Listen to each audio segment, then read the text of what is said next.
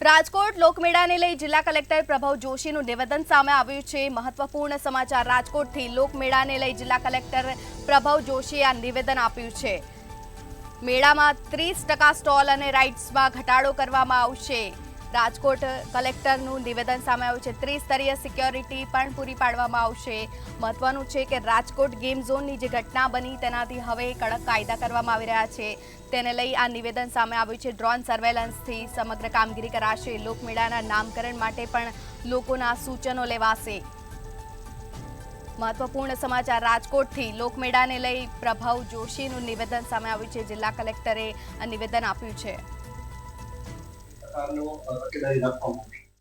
સાતમ આઠમના મેળા બાબતે પૂરતી તકેદારી રાખવામાં આવી રહી છે। એનું જે નકશો લેઆઉટ પ્લાન છે એને ડીકન્જેસ્ટ કરી 30% સ્ટોલ્સ અને જે એના બીજા આપણા જે બીજા રાઇડ્સ છે એ ઘટાડવામાં આવી રહી છે, જેથી પૂરતી સ્પેસ ત્યાં મળે।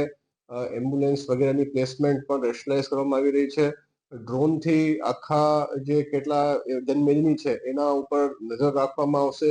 દરેક સ્ટોલ ઉપર ફાયર એક્સટિંગ્વિશર ફરજિયાત રાખવામાં આવશે। સીસીટીવી જે છે એની સંખ્યા વધારવામાં આવી છે, જેથી જેમ જનમેદનીની સંખ્યા જે કેપેસિટી કરતા સરખામણીમાં આવે તો એડવાન્સમાં આપણે 3 લેયરની સિક્યુરિટી રાખી પબ્લિકની એન્ટ્રી બંધ કરી શકીએ।